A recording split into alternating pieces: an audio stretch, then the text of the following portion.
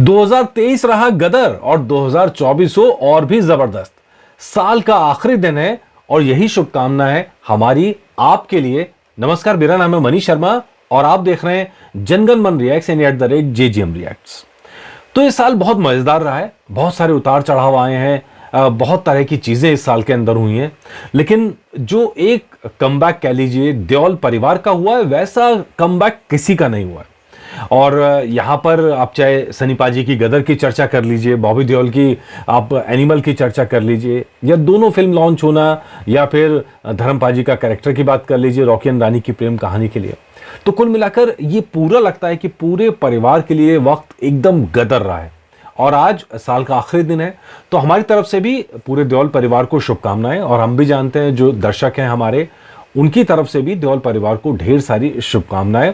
और ऐसी कुछ शुभकामनाएं हैं सनी पाजी ने भी अपने फैंस के लिए दी हैं।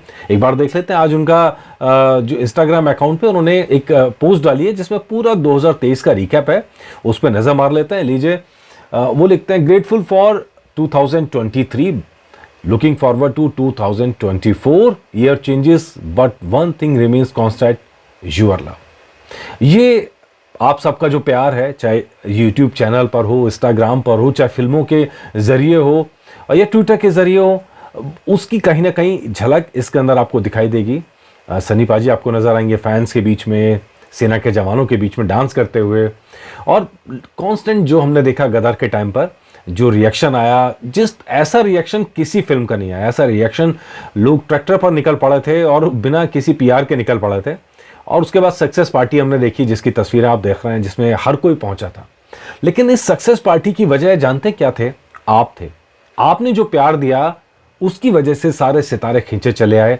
आज बॉबी देओल का इंटरव्यू पढ़ रहा था तो उन्होंने कहा कि पूरा जो बॉलीवुड है वो हमारे सक्सेस से खुश था।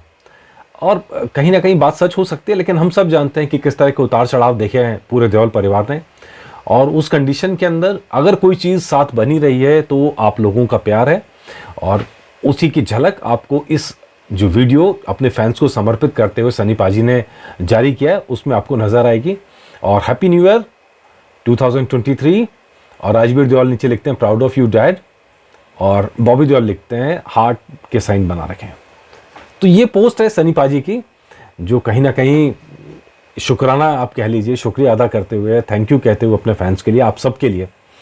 और हमारा चैनल भी एक जरिया बना आप सबके फैंस को वहाँ तक पहुँचाने का, या वहाँ की बातों को आप तक पहुँचाने का। और ऐसा नहीं है कि ये साल ज़बरदस्त रहा है देओल परिवार के लिए, तो रहा ही है, पूरे बॉलीवुड के लिए, हिंदी सिनेमा के लिए या भारतीय सिनेमा के लिए साल बहुत ज़बरदस्त रहा है। इस साल के अंदर अगर आप देखेंगे तो टोटल फिल्में जो नज़र आती हैं वो 215 मूवीज़ आई हैं, तकरीबन 11,400 करोड़ के करीब का ग्रॉस कलेक्शन है, और करीबन 9,700 करोड़ का इंडिया नेट के अंदर कारोबार है भारतीय फिल्मों का। जिसमें हिंदी फिल्मों की बात करें तो तकरीबन 4,800 करोड़ का कारोबार किया 101 मूवीज ने। और ये बड़ी बात इसलिए है क्योंकि अगर आप देखेंगे पीछे कोरोना की मार, मंदी की मार, सिनेमाघर में लोग ही नहीं पहुंच रहे थे। कई साल से ऐसी मंदी थी, लेकिन इस साल में बहुत कुछ बदला है। ब्लॉकबस्टर्स फिल्में आई हैं, सुपरहिट फिल्में आई हैं, डिजास्टर्स भी आई हैं, वो ठीक है, वो तो हर साल आती हैं, लेकिन लोगों का प्यार सिनेमाघरों की तरफ लौट के आया। जैसे ऑल टाइम ब्लॉकबस्टर 9 मूवीज, जिसमें आपकी गदर 2 भी शामिल है।